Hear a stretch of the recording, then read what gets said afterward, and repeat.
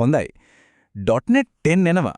ඒත් එක්කම අපේ ඇප්ලිකේෂන්ස් වල ආරක්ෂාව, වේගය සහ කාර්යක්ෂමතාවය ඉහළ දාන්න පුළුවන් හරිම ප්‍රබල ලයිබ්‍රරි අප්ඩේට්ස් ගොඩක් අරගෙන. ඉතින් අපි මේ විග්‍රහයෙන් බලමු ඩෙවලොපර් කෙනෙක් විදිහට දැනගන්න ඕන වැදගත්ම වෙනස්කම් ටික මොනවද කියලා. පොඩ්ඩක් හිතලා බලන්න. ලියන හැම කෝඩ් පේලියක්ම ඉබේඩම වගේ ආරක්ෂිත වෙනවා නම්, වේගවත් වෙනවා නම්, ඒ වගේම ලියන්නත් හරිම සරල වෙනවා නම් කොහොමද? අන්න ඒක තමයි .NET 10 වලින් කරන්න උත්සාහ කරන්නේ. අපි බලමු කොහොමද මේ ඉලක්කයට යාලා යන්නේ කියලා.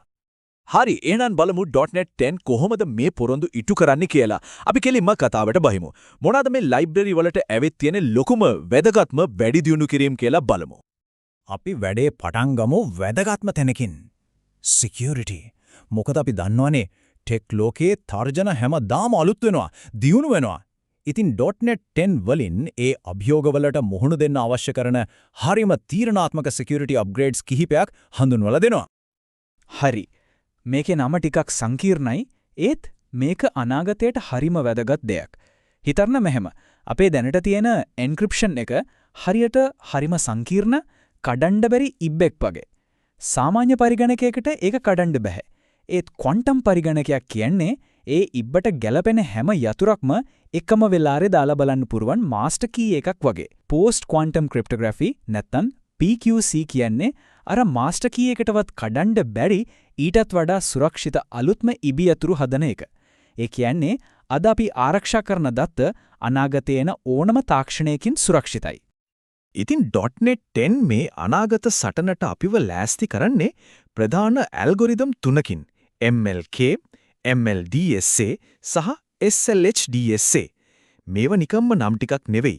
මේවා NIST, ඒ කියන්නේ ඇමරිකාවේ ප්‍රමිති සහ තාක්ෂණය පිළිබඳ ජාතික ආයතනය විසින් මේවා තමයි අනාගතයට ආරක්ෂිතම ක්‍රම කියලා සාතික කරපු ලෝක මට්ටමේ ප්‍රමිතින්. .NET මේවා ඉන්ටිග්‍රේට් කරන එකම පේනවා Microsoft මේ security වැඩේට කොච්චර සීරියස්ද කියලා. හැබැයි ඉතින් security කොච්චර strong වුණත් වැඩක් නැහැනේ developer කෙනෙක්ට ඒක පාවිච්චි කරන්න අමාරු නම්. ඉතින් .NET 10 කරන්නේ අන්නේ සංකීර්ණ වැඩේ හරිම simple කරන්න එක. කලින් object හදලා key import කරලා කරපු දේවල් වෙනුවට දැන් mlkm.generate key වගේ සරල static method call එකකින් වැඩේ කරගන්න පුළුවන්. ඒ කියන්නේ අඩු කෝඩ් වැඩි ආරක්ෂාව. security ගැන කතා කරද්දී Windows විතරක් මදිනේ. cross platform support එකත් හරිම වැදගත්. .NET 10 වලින් දැන් macOS වලටත් client side TLS 1.3 support එක දෙනවා. මේක opt-in feature එකක්. ඒ කියන්නේ developer-ට ඕන නම් විතරක් on කරගන්න පුළුවන් දෙයක්. මේකෙන් පුළුවන් Mac application එක Apple-හි නවතම වේගවත්ම සහ ආරක්ෂිතම network framework එකත් එක්ක වැඩ කරන්න. හරි, security පැත්ත ඇති. දැන් එමු හැමෝම ආසම මාතෘකාවට. performance. කෝඩ් එක වේගවත් කරන, මෙමරි එක අඩුවෙන් පාවිච්චි කරන අප්ඩේට්ස් ගැන තමයි අපි දැන් කතා කරන්නේ. ලොකු zip files එක වැඩ කරලා තියෙනවද? එහෙනම් මේ වේදනාව හොඳටම දන්නවා ඇති.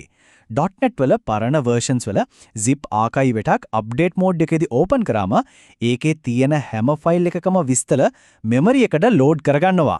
ආකයිව් එකේ GB ගාණක් ලොකු වෙනකොට මේකෙන් මෙමරි එක පිරෙනවා වගේම ඇප් එකට හිර වෙනවා. ඉතින් .NET 15 මේකට සුපිරි විසඳුම් තුනක් ගෙනල්ලා තියෙනවා. එකක් මෙමරි පාවිච්චිය විශාල ලෙස අඩු කරලා. දෙක ෆයිල්ස් එක්ස්ට්‍රැක්ට් කරන එක දැන් එකම වෙලාවේ කීපයක්. ඒ කියන්නේ පැරලල් විදියට කරන්න පුළුවන්. තුන අලුත් async APIs නිසා ලොකු ෆයිල් එකක් එක්ස්ට්‍රැක්ට් වෙද්දී ඇප්ලිකේෂන් එකේ UI එක හිර වෙන්නේ නැහැ. මේ ඔක්කොම එකතු වුණාම GB ගණන් ලොකු zip files එක වැඩ කරන එක දැන් හීනයක් නෙවෙයි. මේකත් නියම වැඩක්. විශේෂයෙන්ම මේක community එකෙන්ම ආපු improvement එකක් නිසා. හිතන්න එක දිගට gzip streams ගොඩක් process කරද්දී කලින් හැම එකටම අලුතෙන් memory වෙන් කළා. දැන් කරන්නේ එකක් ඉවර වුණාම ඒකම clean කරලා ආයෙ පාවිච්චි කරන එක. ඉතින් අර පොඩි වෙනසෙන් එන ප්‍රතිඵලය මොකද්ද? 35% එකක් performance boost එකක්. විශේෂයෙන්ම telemetry data වගේ පොඩි streams දහස් ගණනක් process කරන application එකකට මේක ලොකු වෙනසක්. ඇත්තටම පොඩි වෙනසක් ලොකු බලපෑමක්. හරි. ඊළඟට අපි බලමු data and communication පැත්තට. ඒ කියන්නේ අපේ applications දත්ත හසුරුවන විදිහයි web sockets එක්ක වැඩ කරන විදිහයි .NET 10 වලින් කොච්චර smart වෙලාද කියලා. web socket real time communication වලට නම් නියමයි. ඒත් developer කෙනෙක්ට නම් සමහර වෙලාවට හිසර දෙයක්. මොකද ඒ APIs හරිම low level. message buffer කරන එක, framing, encoding වගේ හැම දෙයකම code ගොඩක් ලියන්න ඕන. ඒක හරියට වාහනයක් කෙලවන්න කලින් හැමදාම එන්ජින් එක බාස් කෙනෙක් වගේ එකලස් කරනවා වගේ වැඩක්. ඉතින් .NET 10 මේකට ගේන විසඳුම තමයි WebSocket Stream. මේකෙන් කරන්නේ හරිම සිම්පල් දෙයක්. අර සංකීර්ණ WebSocket එක අපි හැමෝම දන්න හැමදාම පාවිච්චි කරන සාමාන්‍ය ස්ට්‍රීම් එකක් වගේ පාවිච්චි කරන දෙන එක. ඒකේ බලය තියෙන්නේ අන්න ඒ සරල බවෙම තමයි. මෙන්න මේ කෝඩ් එක දිහා බලන්නකෝ. WebSocket stream එක හැදුවට පස්සේ ඒක පාවිච්චි කරන්නේ හරියට ෆයිල් එකකින් data කියවනවා වගේ. අපිට පුරුදු stream read එකක් දාලා ලේසියම වැඩේ කරගන්න පුළුවන්. අර කලින් කිව්ව කිසිම boilerplate code එකක් මෙතන පේන්නවත් නැහැ. හරිම clean, හරිම simple. JSON පැත්තටත් අප්ඩේට්ස් ටිකක් තියෙනවා. එකින් එක බලමු. පළවෙනි එක security වලට. දැන් JSON එකක එකම නම දෙපාරක් ආවොත් ඒක error එකක් විදිහට අල්ල ගන්න පුළුවන්. දෙවෙනි එක pipe reader support. මේකෙන් වෙන්නේ ලොකු JSON data stream එකක් memory එකට ඔක්කොම ගන්නෙ නැතුව ටිකෙන් ටික process කරන්න පුළුවන් වෙන එක. performance වලට නියමයි. අන්තිමට strict preset එක. මේක on කරාම security සහ correctness වලට ආදාළ හොඳම settings ටික ඉබේම activate වෙනවා. හරි දැන් එමු ඩෙවලොපර් කෙනෙක්ගේ ජීවිතේ ලේසි කරන පොඩි උනාට ලොකු බලපෑමක් කරන quality of life improvements ටිකකට. මේවා තමයි ගොඩක් කාලේ ඉඳන් කට්ටිය ඉල්ලපු දේවල්. මෙන්න මේ before and after එක බැලුවම වෙනස හොඳටම තේරෙනවා. PEM files එක වැඩ කරද්දී කලින් bytes අරන් ඒක characters වලට convert කරලා අමතර step එකක් යන්න උනා. then අලුත් PEM encoding.find UTF-8 method එකත් එක්ක කෙලින්ම byte array එක දුන්නම වැඩේ ඉවරයි. කෝඩ් එක පේලියකින් අඩුයි අනවශ්‍ය memory allocation එකකුත් නැහැ. මේක නම් ගොඩක් කාලේ ඉඳන් හැමෝම බලාගෙන හිටපු දෙයක්. string sort කරද්දී Windows 10 එක Windows 8 එකට කලින් එන එක. ඒක හරිම කරදරයක් නේද? හේතුව තමයි කම්පියුටර් එක 1 කියන අකුර 8 එකට කලින් එනවා කියලා හිතන එක. දැන් අලුත් numeric ordering option එකත් එක්ක කම්පියුටර් එකට තේරෙනවා මේවා ඉලක්කම් කියලා හරියටම ගණන් වල අගය අනුව sort කරන්න. ඒකින් දැන් ප්‍රතිඵල හරිම ස්වභාවිකයි තාර්කිකයි.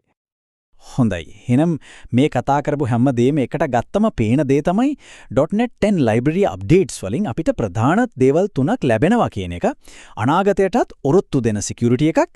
ඇත්තටම දැනෙන performance වැඩිවීමක් සහ coding කරන එක තවත් සරල කරන, පහසු කරන features ටිකක්. මේ ඔක්කොම එකතු වුණාම හෙට දවසේ applications හදන්න හරිම ශක්තිමත් පදනමක් අපිට ලැබෙනවා.